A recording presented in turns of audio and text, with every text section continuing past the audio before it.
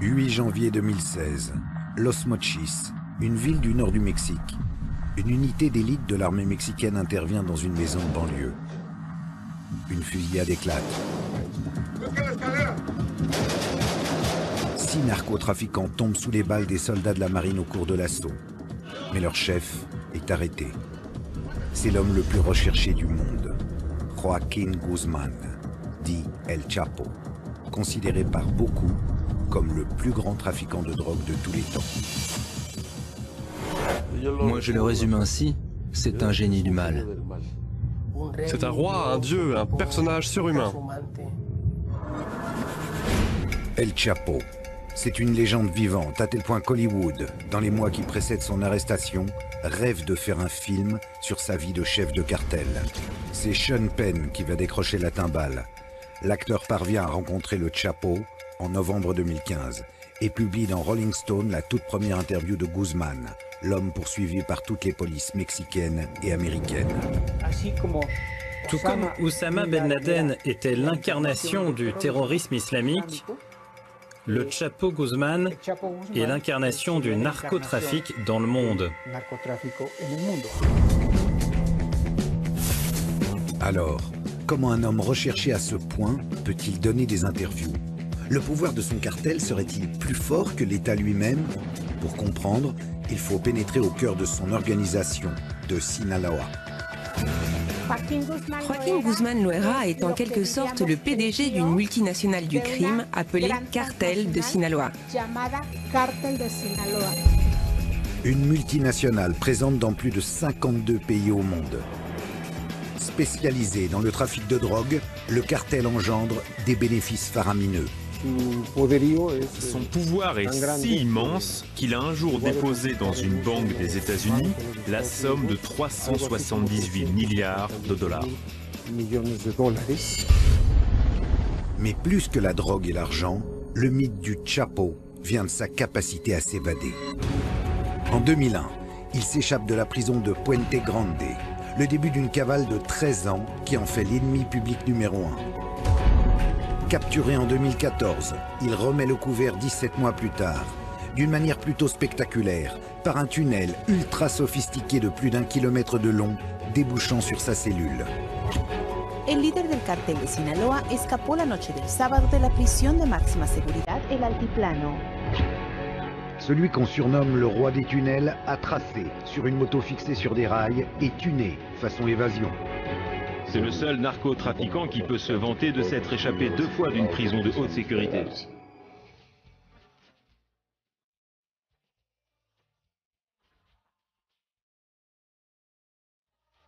Ennemi public pour les uns, Robin des Bois pour les autres, dans son pays, le Chapo est un mythe. Des centaines de chansons à sa gloire, appelées narco-corridos, pullulent sur le net, contribuant à cette image de bienfaiteur. Joaquín Guzmán.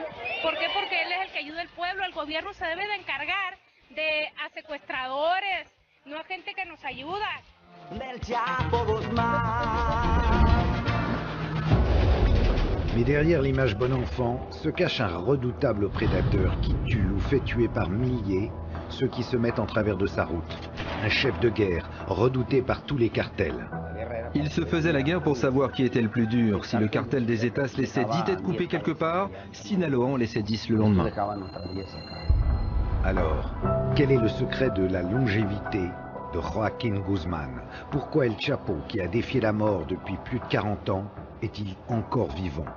Nous allons vous montrer comment celui qu'on surnomme le Courteau, le Petit, a construit le plus grand empire mondial de la drogue. Une histoire écrite en lettres de sang, où la cocaïne et la corruption règnent en maître, et où la vie d'un homme ne vaut guère plus qu'une quinzaine de dollars.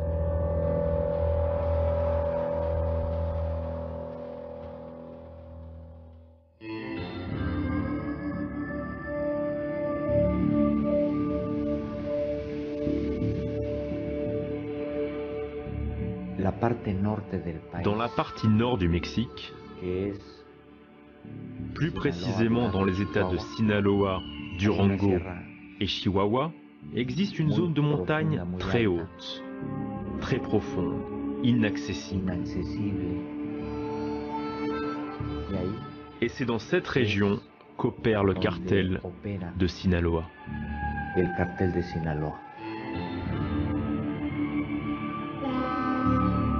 C'est dans cette sierra, une des régions les plus pauvres et reculées du Mexique, que naît en 1954 Joaquín Archibaldo Guzmán Loera, dit El Chapo, un surnom qui remonte à son enfance. Sa mère m'a dit que, quand il était enfant, un de ses oncles l'appelait toujours le petit, à cause de sa petite taille. Et à force de l'appeler comme ça, le surnom lui est resté. Il grandit entouré de 6 frères et sœurs dans une famille d'agriculteurs. Enfin, pas n'importe quel type d'agriculteur. C'est du pavot et de la marijuana que cultive Papa Guzmán avec l'aide de ses fistons. Dès son enfance, il s'est mis à aider son père au champ. Toute sa famille cultivait le pavot. Ses parents, ses oncles aussi. C'était donc dans l'ordre des choses qu'ils s'y mettent, comme n'importe quel gamin du coin d'ailleurs. Eh oui, les opiacés, la spécialité locale, c'est ce qui a valu à la région le surnom de Triangle d'Or, un état de fait qui remonte à la Seconde Guerre mondiale. Durant la Seconde Guerre mondiale, Mexico est devenu le principal fournisseur de morphine pour les soldats américains, et ça avec l'aval et même à la demande du gouvernement américain. Ils ont toléré et même encouragé la plantation de marijuana et de pavot dans les régions de Guerrero et de Sinaloa. Les paysans du coin se sont mis à produire de grandes quantités de drogue pour le gouvernement américain, et c'est devenu un véritable mode de vie. Sinaloa, c'est la Sicile mexicaine. Ce passé de terroir de la chenouf a fait émerger après-guerre une génération de cadors du trafic qui ont poussé à l'ombre des pieds de pavot. Sinaloa est une pépinière de chefs de cartel. C'est l'aristocratie du trafic à Mexico. Les plus grands narcotrafiquants du pays viennent de Sinaloa, et plus particulièrement d'une commune du nom de Badiraguato. Quand on grandit dans la Sierra, 2 choix s'offrent à vous. Continuer à cultiver la drogue pour quelques poignées de pesos, ou tenter de la dealer en montant à la capitale, Culiacán, pour devenir un narco, avec les risques que ça comporte, mais aussi les perspectives glorieuses de montagnes de dollars et de jolies filles. Un choix vite fait pour le Chapo. D'autant que son père a des liens de parenté avec un gros bonnet du narcotrafic, un entre-gens qui va permettre aux courteaux de s'extirper de ses montagnes natales, à la force du flingue. Il vient de ce milieu rural, mais il va vite grimper les échelons du cartel. En tant que tueur à gages d'abord, puis comme responsable de certaines zones de trafic, et jusqu'à devenir un des sous-lieutenants de l'organisation. Durant les années 80, le trafic de drogue mexicain est contrôlé par un homme, Félix Gallardo, dit El Padrino, le parrain, un ex-flic passé du côté obscur de la force. C'est pour son compte que El Chapo travaille. En plus de gérer le commerce de l'héros et de la marijuana, Gallardo est l'homme de confiance des cartels colombiens de la cocaïne.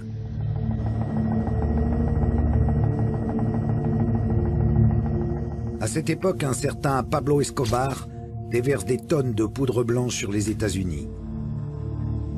En grande partie via les Caraïbes, un couloir qui commence pourtant à être dans le radar des stupes. U.S. police recently uncovered one of the largest cocaine hauls ever in Miami. Ce qui oblige Escobar à s'en remettre de plus en plus souvent à Gallardo pour faire passer sa marchandise. Les Colombiens payaient les Mexicains en liquide.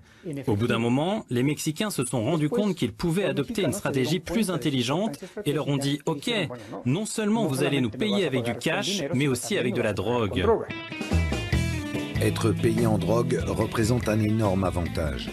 L'organisation du Padrino peut désormais dealer elle-même de la coke aux États-Unis et ainsi décupler ses bénéfices.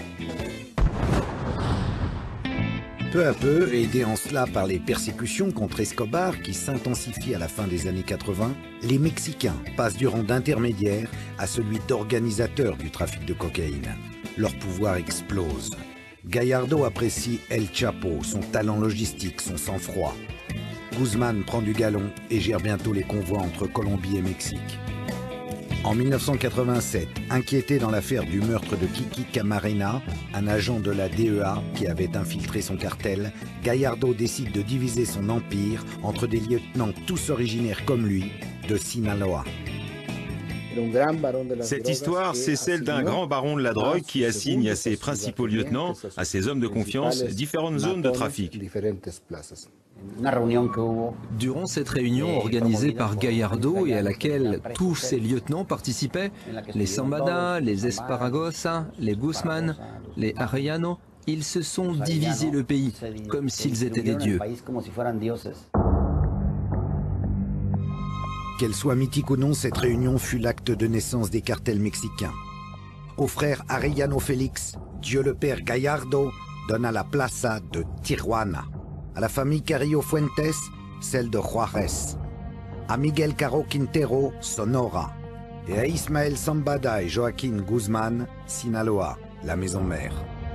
Dans les années qui suivent, le Chapo et ses associés écoulent des centaines de tonnes de drogue vers les États-Unis. Ils font preuve d'une inventivité sans limite, planquant leur cam dans tout ce qu'il est possible d'imaginer. Conserves de piment, carcasses de requins, primeurs en tout genre, mais aussi des produits un peu moins frais. Il leur arrivait aussi de cacher leurs marchandises dans des cadavres. La police est tombée là-dessus dans des morgues de Tijuana. Des corps qui devaient passer la frontière après avoir été bourrés de drogue. Et c'est pourtant par un autre moyen que le Chapo va définitivement imprimer sa marque à la folle histoire de la contrebande. On le surnomme le seigneur des tunnels parce que c'est lui qui a le plus perfectionné cette technique pour passer de la drogue vers les États-Unis. C'est lui qui a donné aux tunnels des caractéristiques technologiques avancées, comme l'air conditionné ou l'utilisation du GPS pour être plus précis dans le tracé. Le Chapo a fait passer les narcotunnels du 19e au 22e siècle. Roi des tunnels et homme de l'ombre jusqu'au début des années 90, le Chapo va brusquement apparaître en pleine lumière, et de manière spectaculaire. Curieusement, c'est à cause du meurtre d'un homme d'église que Guzmán va devenir célèbre. En 1993, un événement sanglant va en effet faire basculer la vie d'El Chapo. Le 24 mai de cette année-là, le cardinal Ocampo est tué lors d'une fusillade entre cartels rivaux à l'aéroport de Guadalajara. Et Joaquín Guzmán est tenu pour responsable de ce meurtre. Pour la première fois, son visage va apparaître à la télévision. Deux personnages de second rang du narcotrafic, il devient l'ennemi public numéro 1. L'assassinat du cardinal Ocampo provoque un choc immense dans le pays. Ils avaient assassiné un cardinal, une figure vraiment importante de l'Église. Ça ne s'était jamais vu au Mexique. Depuis des mois, la tension monte entre le cartel de Tijuana et El Chapo. Ce dernier veut mettre la main sur le couloir de trafic des frères Arellano Félix, qui n'entendent évidemment pas de cette oreille. Ce jour de mai 93, c'est Guzmán qui devait mourir à Guadalajara. Les tueurs des frères Félix mitraillent une voiture qu'ils pensent être celle du Chapo. Mais c'est le cardinal qui prend 14 balles dans le corps. Tragique méprise, complot ourdi pour se débarrasser d'Ocampo, les avis divergent encore aujourd'hui. Mais quoi qu'il en soit, El Chapo, bouc émissaire parfait, est tenu pour responsable. Sa tête est mise à prix, la chasse à l'homme commence. Attraper le Chapo est devenu un impératif politique pour le gouvernement, pour que justice soit faite au plus vite pour la mort du cardinal. C'est ce qui explique le désir impérieux du gouvernement de s'emparer de lui. Le 9 juin 1993, après 2 semaines de cavale, le Chapo est capturé au Guatemala, puis incarcéré au Mexique.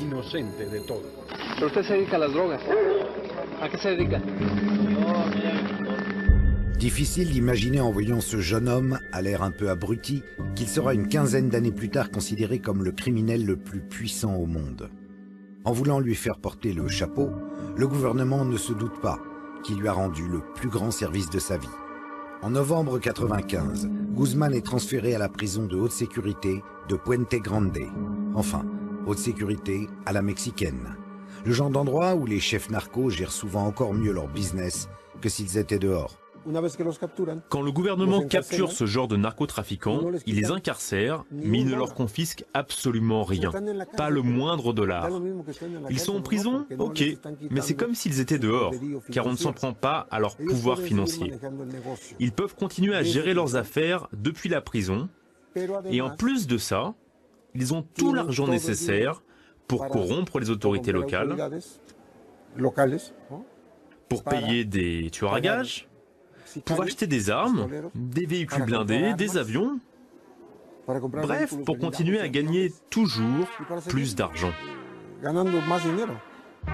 Cet argent, le Chapo le met à profit en installant un système de corruption généralisé.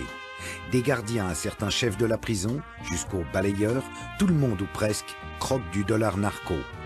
Guzmán fait de la prison sa nouvelle base exécutive. Le trafic roule. D'autant mieux que le Chapo n'est pas l'unique chef de Sinaloa, un cartel à l'organisation horizontale regroupant différentes familles criminelles. Il s'agit de différents clans qui se sont regroupés sous la même marque. Le cartel de Sinaloa est constitué de plusieurs groupes, de plusieurs familles, parmi lesquels on retrouve les Casares, les Zambada, les Esparragosa et aussi les Guzmán. Chacune de ces organisations, de ces familles, a sa propre armée, ses propres moyens, ses propres routes. Mais cela fait des décennies qu'ils travaillent ensemble. Et c'est pour cela qu'on les appelle le cartel de Sinaloa. Au cours de l'année 99, le cartel parvient même à placer certains de ses hommes à la direction. La prison devient carrément l'hôtel Chapo. Il organisait des fêtes à l'intérieur de la prison. Il faisait venir des groupes de musique. Et puis il distribuait aussi pas mal d'argent à droite à gauche. Il avait la vie vraiment facile, une vie de luxe même.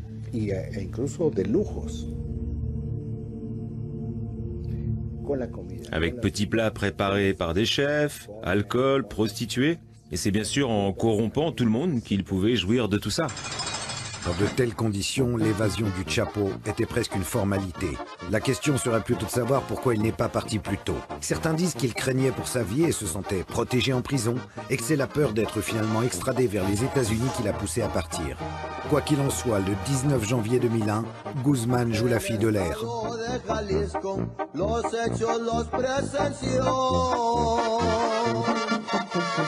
Del penal de Puente Grande, el Chapo se les peló. Il existe deux versions de la première évasion de Joaquim Guzmán. La première, l'officielle, soutient qu'il s'est échappé dans un chariot de linge sale caché à l'intérieur. La seconde version, enfin celle qui est considérée comme la vérité par les gens qui ont enquêté sur cette affaire, c'est qu'il est sorti par la porte. Que ce sont les autorités elles-mêmes qui ont ouvert toute grande la porte à Guzmán. Suite à cette évasion, le gouvernement de Vicente Fox devient la risée mondiale et la prison de Puente Grande se voit renommée en Puerte Grande. La Grande Porte. Le Chapo devient quant à lui instantanément un véritable mythe.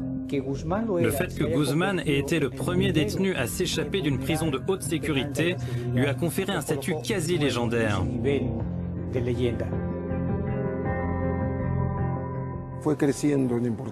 Son image médiatique lui a clairement rendu service. C'est en grande partie son statut mythique qui l'a aidé à grimper dans la hiérarchie du narcotrafic. Son escapade confère à Guzmán une aura énorme auprès de ses collègues narcos. C'est auréolé de ce statut nouveau qu'il se remet aux affaires. D'autant que, comme le suggère son évasion facilitée, il semble soutenu au plus haut niveau par le pouvoir politique. Cette évasion lui a offert une très grande visibilité, mais elle a aussi permis de se rendre compte à quel point les cartels de la drogue avaient infiltré tous les organes de l'État jusqu'aux partis politiques eux-mêmes. La production et le trafic de drogue ne peuvent pas s'effectuer sans l'autorisation, ou tout au moins la permissivité, du gouvernement. C'est impossible autrement. Depuis des décennies déjà, pouvoir politique et narco marchent main dans la main au Mexique. une tradition portée à son summum par le cartel de Sinaloa.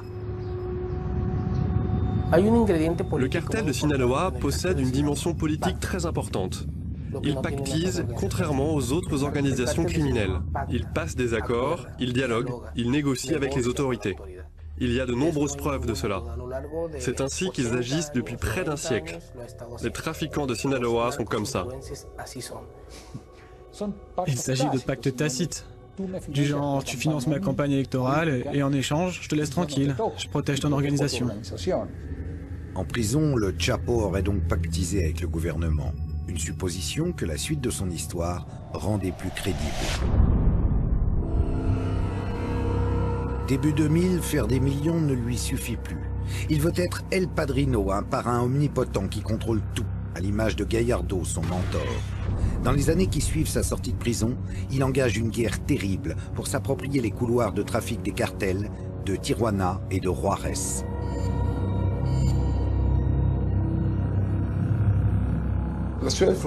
Les grandes villes frontalières, particulièrement Tijuana et Juárez, ont toujours été les pièces maîtresses du trafic. Parce que vu toutes les marchandises qui y transitent, c'est bien plus facile d'y faire passer la drogue.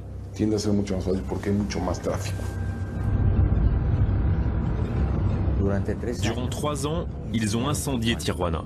Le nombre de meurtres, de kidnappings, d'extorsions a explosé. Côté Tijuana, les résultats ne se font pas attendre. Les assassinats se succèdent, mais aussi des arrestations. Plus de 2000 en l'espace de quelques mois. Des arsenaux d'armes et des montagnes de drogue sont saisis, et le tout est fièrement exhibé pour montrer que le gouvernement fait son travail, alors que pendant ce temps, l'organisation du Chapo est à peine inquiétée. Un sacré coup de pouce. Tijuana et Juárez étaient des cartels dominants durant les années 90. Mais le pouvoir des Arellano Félix a commencé à diminuer à partir de 2003. À cause de la capture de Benjamín Arellano Félix et la mort de son frère Ramón. Dès 2002, Sinaloa contrôle une grande partie de la place de Tijuana. Grâce au soutien du gouvernement fédéral, le cartel de Sinaloa a réussi à s'approprier la région. Et c'est eux qui la contrôlent encore aujourd'hui. Côté Juárez, les choses vont prendre plus de temps. Dans les années 90, Amado Carrillo Fuentes en fait un cartel surpuissant. On le surnomme alors le Seigneur des cieux, rapport à la flotte de Boeing 727 dont il se sert pour transporter la coke. Il disparaît en 97. Son frère Vicente, qui prend sa place, n'est pas tout à fait à la hauteur. Guzmán le fait abattre en 2004. Le début d'une guerre infernale qui va faire de Juárez la ville la plus dangereuse au monde. Dans les années 2000, la guerre des cartels a engendré au Mexique des milliers de morts. Parmi eux, des membres évidemment du cartel de Sinaloa, qui se retrouvent aujourd'hui ici, au cimetière de Culiacán. Les plus célèbres, les plus riches d'entre eux, sont enterrés dans ce genre de mausolée, de véritables petites résidences secondaires avec, dit-on, jacuzzi, air conditionné et même télé extra plate. Le point culminant de cette violence a été atteint lorsque los Zetas ont voulu mettre la main sur les trafics d'El Chapo et sont venus jusqu'ici, en Sinaloa, défier l'organisation. Mais venir chatouiller El Chapo n'était pas vraiment une bonne idée. Le cartel des Zetas est une organisation criminelle qui a surgi au début des années 2000.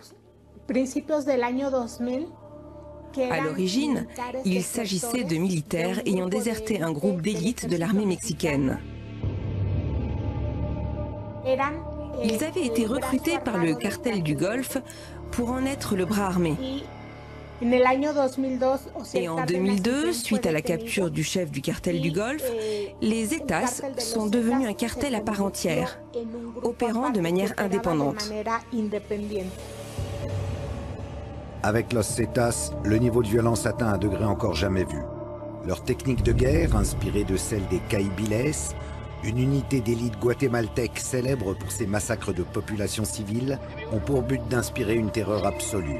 Une stratégie de la peur qui leur permet de conquérir en quelques années un vaste territoire.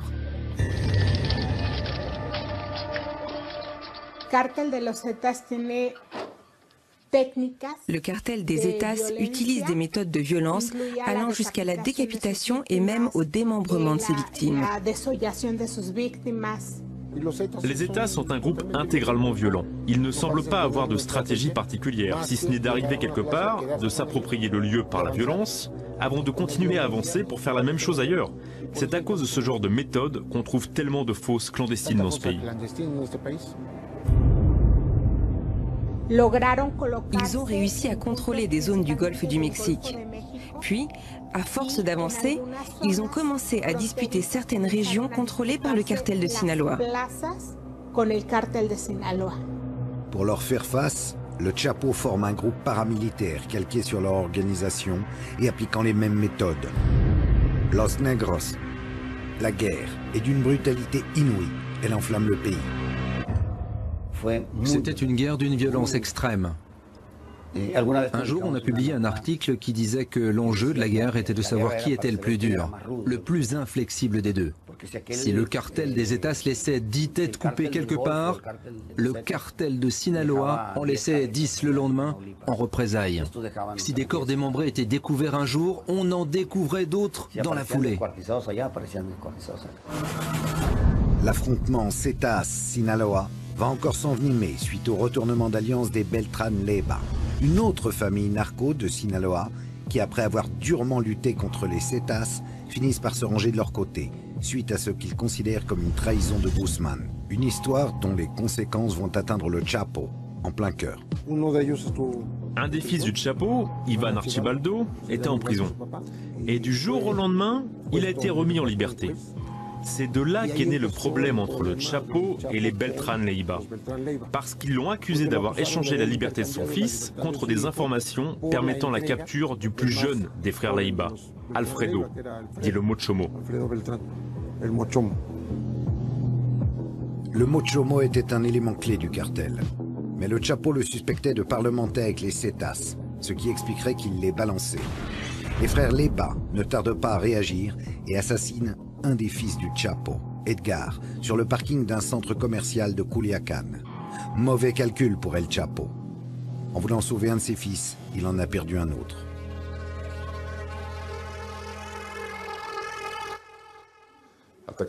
S'en prendre à la famille a des conséquences très sérieuses, c'est clair.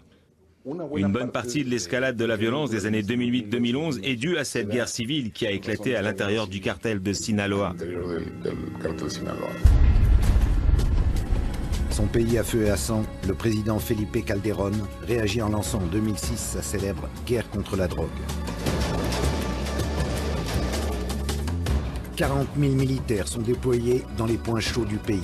Sous les grands discours, il semble que cette guerre soit davantage menée contre les ennemis de Sinaloa, Juárez et Zetas en tête, que l'armée fait tomber comme des mouches, que contre le trafic lui-même. Durant cette prétendue guerre contre la drogue, il semble que les forces gouvernementales étaient principalement concentrées sur le fait de s'attaquer aux autres cartels. Et ça, d'une certaine manière, d'une manière indirecte, ça a bénéficié au cartel de Sinaloa. Une accusation vertement rejetée par le président Calderón tout au long de son mandat. En esa falsa acusación dolosa y no sé con qué intenciones además que se hace el gobierno, cae por su propio peso. Hemos golpeado por igual tanto a los cárteles vinculados al Golfo de México como al Pacífico mexicano. Ils s'en sont moins pris au Chapo Guzmán parce que la volonté du gouvernement était qu'il ne subsiste qu'un seul groupe hégémonique avec lequel il serait possible de négocier. Et non pas des dizaines de groupes atomisés avec lesquels il aurait été très difficile d'établir une relation. L'unique cartel qui a survécu à cette guerre contre la drogue, c'est Sinaloa. Tout simplement parce qu'il s'agissait de purs trafiquants, enfin, purs entre guillemets, c'est-à-dire une organisation qui ne se dédiait qu'au seul narcotrafic et qui ne maltraitait pas les gens, qui ne les rackettait pas, ne les séquestrait pas, ne les tuait pas pour les tuer, qui ne tuait pas de femmes, surtout ni d'enfants. Le cartel de Sinaloa avait ce genre de profil. De manière ironique, le cartel de Sinaloa a atteint son point culminant durant cette prétendue guerre contre la drogue.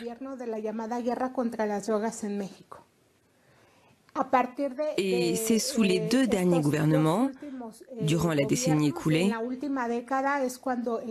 que le cartel est passé du statut d'organisation criminelle locale à une structure à l'envergure internationale.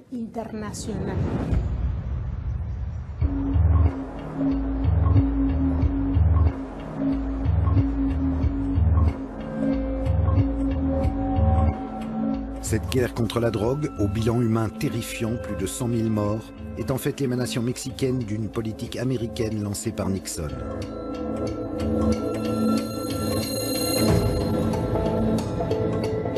Les Américains financent cette lutte contre la drogue, fournissent des armes et encadrent les soldats mexicains. De nombreux analystes disent même qu'ils la dirigent en sous-main. Mais cautionnent-ils pour autant les faveurs accordées à El Chapo ? La guerre entre les cartels, les milliers de morts qu'elle a engendrés a obligé les Américains à établir des priorités. Ils se sont dit, qu'est-ce qu'on va bien pouvoir faire avec le Mexique, ce pays si proche de nous?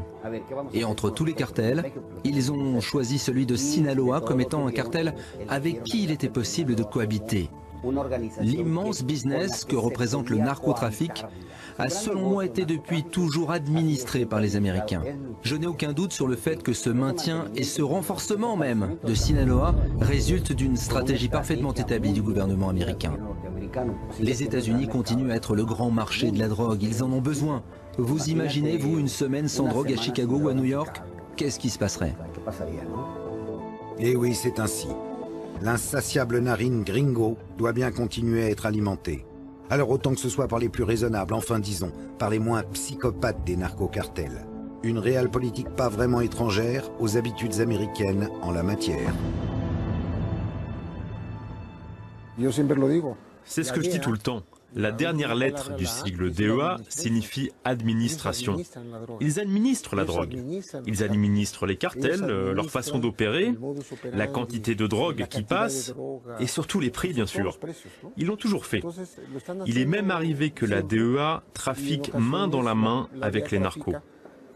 La DEA a parfois utilisé ses propres avions pour acheminer de la drogue, et il a même été prouvé qu'elle est allée jusqu'à déposer de l'argent en banque avec les trafiquants.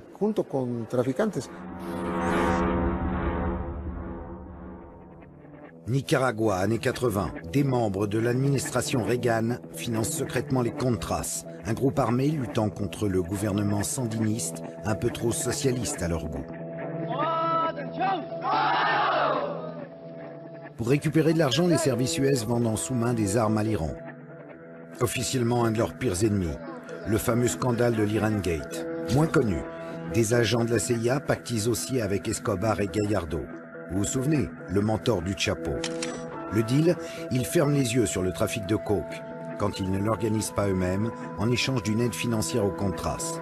Pas difficile d'imaginer à la lueur de ce genre d'informations que le Chapo ait pu avoir des relations étroites avec les services américains. Des documents déclassifiés l'attestent, des rencontres entre officiers de la DEA et chefs de Sinaloa ont eu lieu durant la guerre contre la drogue, des deals du genre tuyau sur les autres cartels contre protection. Et quand ce ne sont pas les enjeux géopolitiques qui parlent, il reste le dollar. La corruption du Chapo ne s'arrêtant pas vraiment à la frontière.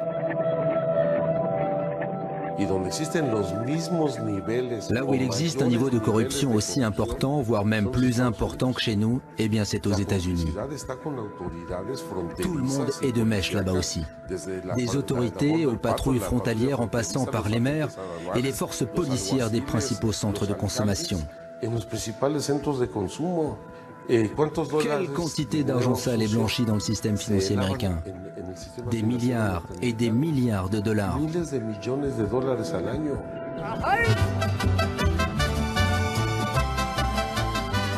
La fin des années 2000 est la période faste de Guzman, qui s'impose comme l'emblème médiatique du narcotrafic.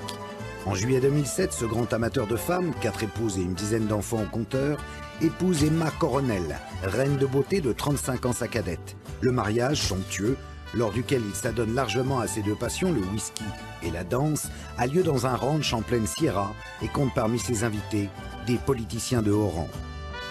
Au moment même où Guzman est censé être l'un des hommes les plus recherchés du pays. En 2009, le magazine Forbes le place au rang des hommes les plus riches du monde, achevant de le consacrer en pop star de la poudre blanche. La célébrité du Chapo a encore été accrue quand Forbes l'a classé 701e de sa liste des hommes les plus riches au monde. Ça nous a tous rendus fiers ici. Et lui en tout premier, je crois. Quand ils l'ont attrapé, il avait d'ailleurs un pistolet sur lequel était gravé le numéro 701, comme dans la revue.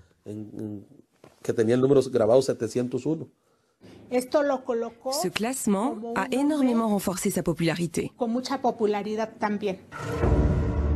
Ses ennemis ayant été balayés, le pouvoir du cartel de Sinaloa explose mondialement. Il contrôle désormais une énorme partie des exportations de coke, d'héros, mais aussi de meth, un business dont s'occupe tout spécialement Guzman en faisant venir les ingrédients nécessaires à sa confection depuis la Chine. Dans les années 2010, c'est Chicago qui est désormais la plaque tournante du trafic de drogue aux États-Unis. Le Chapo arrose depuis les rives du Michigan des centaines de villes américaines. Une mainmise qui va contraindre les autorités de la ville à le déclarer ennemi public numéro 1, un titre jusque-là détenu par le seul Al Capone. This is the underground UPS that we've seen here. And don't kid ourselves, that's why we have used the label as public enemy #1 in this instance of the havoc that this organization, and he is the head and leader, has wreaked on the streets and to the citizens of Chicago. En 2011, à la mort de Ben Laden, Guzman devient même l'homme le plus recherché du monde par le FBI et Interpol. Un élément qui renforce définitivement son mythe et permet de réduire le problème du narcotrafic à sa seule figure. Quand le gouvernement américain l'a déclaré ennemi public numéro 1, il est devenu encore un peu plus populaire. Ça a contribué à sa légende et ça a en même temps permis de dévier l'attention, d'empêcher qu'on ne se demande trop qui se cache derrière le cartel de Sinaloa, en plus de Joaquín Guzmán.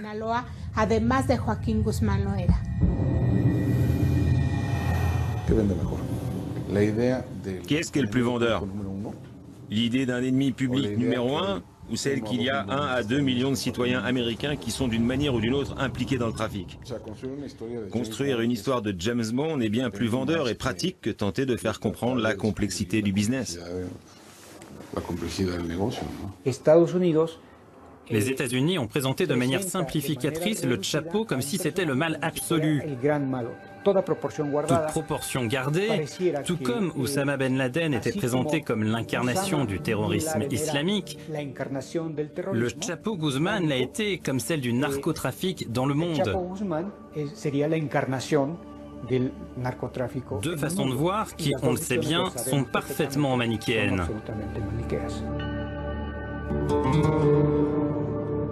À l'instar de Ben Laden, en favorisant Sinaloa, les États-Unis ont fomenté un monstre dont le pouvoir leur échappe.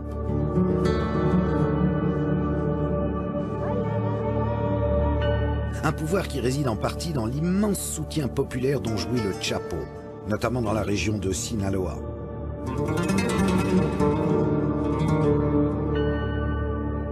Ce saint à moustache que vous voyez derrière moi, c'est Jesús Malverde, un bandit mexicain au grand cœur du début du siècle dernier, révéré aujourd'hui par tous les narcos du pays.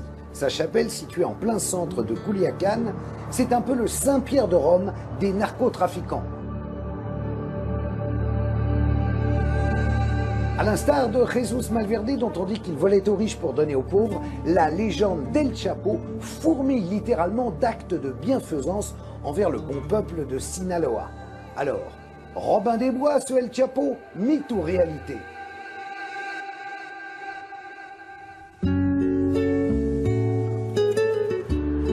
Là où certains cartels font régner la terreur, rackettant, violant et kidnappant, le Chapo se pose en protecteur dans cet état qu'il a vu grandir.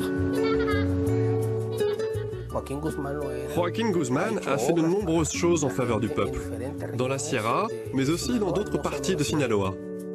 Le Chapo et les autres chefs de Sinaloa aidaient les gens ici, organisaient des fêtes, soutenaient financièrement certains jeunes, donnaient des ranchs ou des entreprises à leurs femmes. Si, on peut le dire. Ce genre de personnages peuvent être des bienfaiteurs, des sortes de Robin des Bois. Ils ont construit des maisons pour les gens, leur ont donné du travail. Des flottes de taxis entières à Sinaloa doivent leur travail au Chapo. Ça explique qu'il y ait tout ce terreau social qui a alimenté le mythe du Chapo.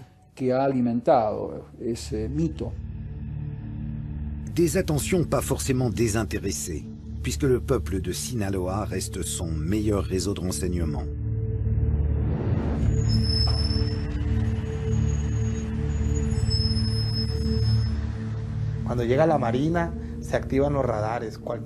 Quand les militaires arrivent, les radars s'activent. N'importe quel villageois peut devenir les yeux du Chapo, lancer l'alerte et l'aider ainsi à prendre la fuite. Il sait bien qu'il a besoin d'un soutien populaire, que ça lui sert à se protéger. Les années passent, et plus personne ne songe à imaginer que le Chapo, qui s'est mué en un être quasi mythique dont on viendrait presque à douter de l'existence, sera repris un jour. On en sait très peu sur la vie de Guzman durant ses 13 ans de cavale. Tout juste qu'entre de très nombreux voyages d'affaires au Mexique et à travers le monde, il passe une bonne partie de son temps en Sinaloa, dans ses villas de Culiacán ou ses ranchs de la Sierra. Durant cette période, des centaines de personnes jurent l'avoir aperçu à travers tout le pays. Parfois au même moment, à deux endroits différents. Omnipotent, omniscient et doué d'ubiquité, le Chapo. Il y a plein de gens, tout un tas, qui assurent qu'ils ont vu le Chapo entrer dans un restaurant et dire « Messieurs, mesdames, nous allons fermer les portes de l'établissement pour un petit moment. Veuillez confier vos téléphones portables à mes hommes, le repas vous est offert. » On m'a raconté la même histoire à Durango, à Chihuahua, en Basse-Californie. Cette histoire, c'est moi qui l'ai relatée. Moi, je suis journaliste, je n'écris pas des romans. Cette anecdote s'est vraiment passée ici, à Culiacán. Je l'ai recoupée, je l'ai rédigée et je l'ai publiée. Si on raconte que ça s'est passé ailleurs, ça, je ne sais pas.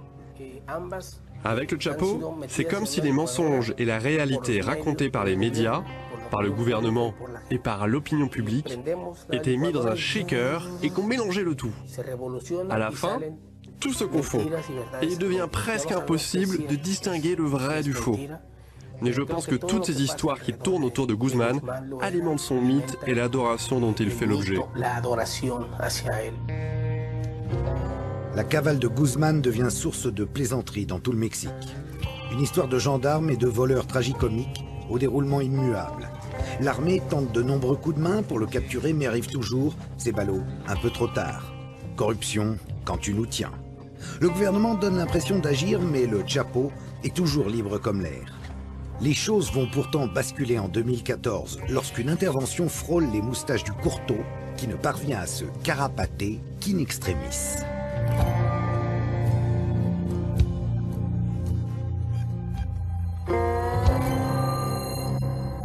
C'est par un tunnel secret, relié à ces canalisations, qu'El Chapo s'est enfui de sa résidence principale de Culiacán en février 2014 lors d'un raid contre lui de la marine. Après inspection, les marines ont découvert que cette maison lui appartenant à Culiacán était reliée justement par tout un réseau de tunnels secrets. Pas pour rien que le Chapo a pour surnom El Señor de los Tuneles.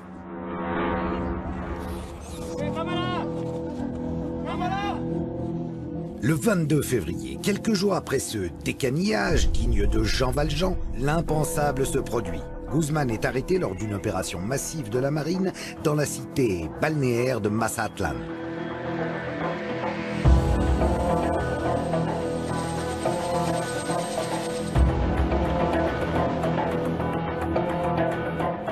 Son identité est immédiatement confirmée par analyse digitale, puis il est emmené en avion vers Mexico City pour une identification formelle. Une capture mondialement suivie qui donne lieu à diverses interprétations. Pour certains, ce serait son attachement à ses filles qui aurait perdu Guzman. Il est éperdument épris de ses filles. C'est vraiment son point faible. Quand ils l'ont attrapé à Mazatlán le 22 février 2014, il était avec ses filles et la maman des petites aussi. Ce qu'il éprouve pour ses petites filles, des enfants très jolis, puisque leur mère est une ancienne reine de beauté, l'a poussé à s'exposer, à prendre des risques et à entraîner sa capture. Pour de nombreux autres analystes, cependant, l'arrestation réalisée sans qu'aucun coup de feu n'ait été échangé flairerait le coup monté, la mascarade médiatique.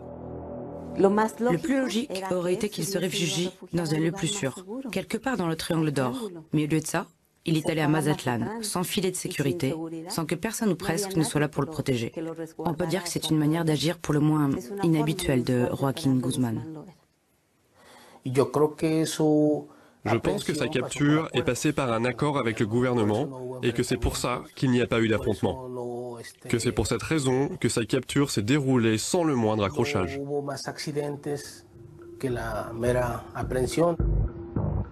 L'arrestation du Chapo serait-elle à nouveau le résultat d'un pacte? Confronté à des critiques trop vives de collusion avec le narcotrafic, et particulièrement avec Sinaloa, le gouvernement aurait-il eu besoin de donner un gage? Et dans ce cas, qu'est-ce que Guzmán aurait à y gagner? L'immunité renouvelée pour son organisation et ses proches. Quoi qu'il en soit, dans la prison de haute sécurité de l'Altiplano où il a été transféré, pour le Chapo, le business continue. Même s'il était en prison, c'était toujours le chef. Il continuait à donner des ordres. Ça n'a rien changé, ni pour lui, ni pour l'organisation. Pour moi, c'est juste une pièce de plus dans ce grand show médiatique. Après l'avoir attrapé, ils ne lui ont de nouveau pas confisqué le moindre dollar. Ils n'ont pas saisi ses entreprises, ni inquiété les politiques qui le soutenaient. Son pouvoir patrimonial a même continué à croître. Ils ont entre les mains le plus grand des capos, mais ils ne s'attaquent pas à son réseau financier. Il n'y a eu aucune enquête visant à démanteler la structure patrimoniale du cartel. Dans ces conditions, l'évasion du Chapo, ou sa libération... Le tunnel qui lui permet de s'échapper était entièrement ventilé et éclairé. Les tunnels du Chapo sont sans doute les plus sophistiqués au monde. Mieux, tout au long de ces 1500 mètres, des rails ont été fixés pour guider la moto jusqu'à une maison construite spécialement pour l'occasion et sur laquelle le tunnel débouche. Une entreprise digne d'un chantier public, du jamais vu. Il s'agit d'une logistique extrêmement précise, impliquant la connaissance des procédés mécaniques d'excavation, des techniques de construction de tunnels, mais aussi certainement l'utilisation d'une puce pour géolocaliser la cellule du Chapo et faire un tracé parfaitement droit arrivant pile au bon endroit. Alors pour mener à bien un tel chantier, on estime qu'il a dû être commencé plus ou moins le jour de son incarcération.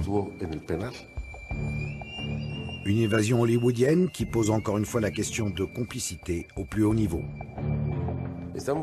Sont impliquées toutes les autorités du système pénitentiaire, celle de la Commission nationale de sécurité publique, celle des services secrets aussi, sans oublier que le périmètre de la prison était censé être surveillé par l'armée.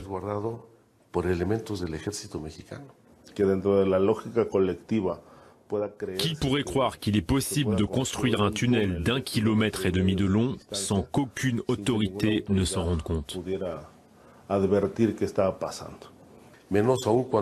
C'est encore plus invraisemblable quand on sait qu'il y a une caserne de l'armée à moins de 300 mètres de la maison sur laquelle débouchait le tunnel et par où le Chapo est sorti. Il aurait simplement fallu qu'il construise une cellule au premier étage de la prison pour se prémunir de l'évasion par un tunnel. L'enquête va en rester à la corruption au sein de la prison, mais on ne remontera pas au niveau où les décisions ont été prises. Pour résumer les choses simplement, le gouvernement ne va pas enquêter sur lui-même. Qu'il y ait eu un laisser-faire au plus haut niveau semble certain. Le reste n'est que supposition. Le gouvernement n'a-t-il pas respecté le pacte, si pacte il y a eu, poussant le Chapo à s'évader? L'évasion faisait-elle elle-même partie du pacte? Et aussi, est-il possible que Guzmán ait corrompu une bonne partie de l'appareil d'État sans que le président lui-même soit mis dans la confidence?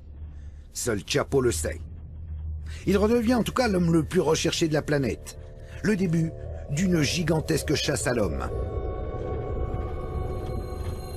La traque pour mettre la main sur Joaquín Guzmán, dit El Chapo, mobilise tout ce que le Mexique compte d'uniformes, avec en première ligne, évidemment, l'élite de l'élite, la marine, et puis les militaires au total. Plus de 10 000 hommes sont là, dans le triangle d'or de la drogue. Et pour les civils, une récompense exceptionnelle de 3 800 000 $ offerte à qui aidera à la capture d'El Chapo. La seconde cavale de Guzmán n'aura duré que 6 mois. Le 8 janvier 2016, il est arrêté suite à un raid dans une maison de Los Mochis. Une intervention filmée en caméra subjective par les soldats de la marine et lors de laquelle 6 de ses porte-flingues sont exécutés.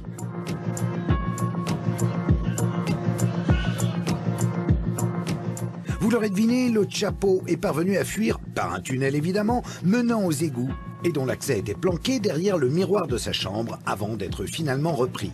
Retour à la case prison.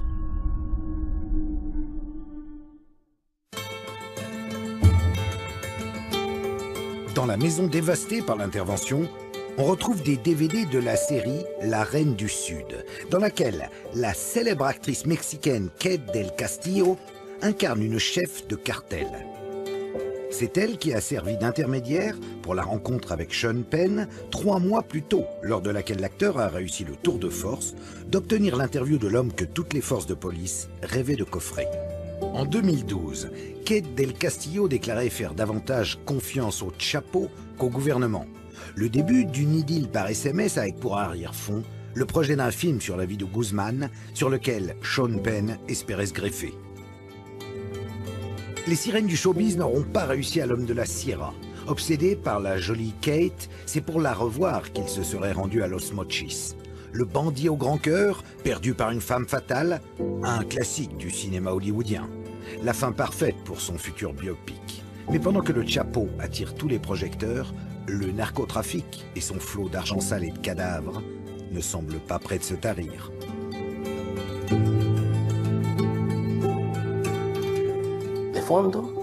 Au fond, ça ne change rien. Absolument rien. L'argent sale est toujours là. Les hommes politiques corrompus sont toujours là. La production de drogue continue de plus belle, tout comme le blanchiment. El Chapo, c'est juste un homme parmi d'autres. Il pourrait disparaître demain, ça ne changera rien pour le cartel. Parce que c'est une structure qui dépasse les simples individus.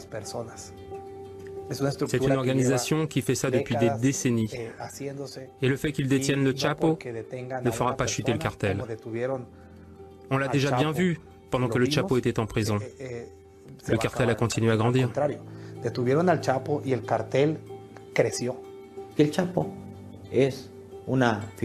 Le Chapo n'est rien de plus qu'une figure emblématique qui distrait l'attention du public. Mais les opérations criminelles de trafic de drogue, de séquestration, d'extorsion, de trafic d'influence, de corruption continuent sans interruption aucune. Et ce, que le Chapo soit en prison ou en liberté, que le Chapo soit tranquille dans le triangle d'or ou bien ailleurs, en train de passer du bon temps avec ses femmes ou de faire ce que bon lui semble. Tout ça ne change absolument rien. Le Chapo est là pour détourner votre attention.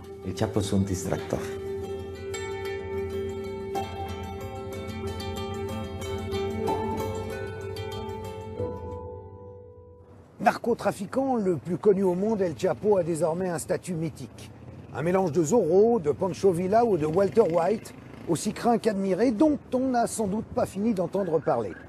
Et ce, quelle que soit la fin qui l'attend, incarcéré pour de bon, tué par l'armée ou par les cartels rivaux, ou alors coulant paisiblement des jours heureux, des vieux jours, au fin fond de la Sierra que vous apercevez derrière moi et qu'il a vu naître.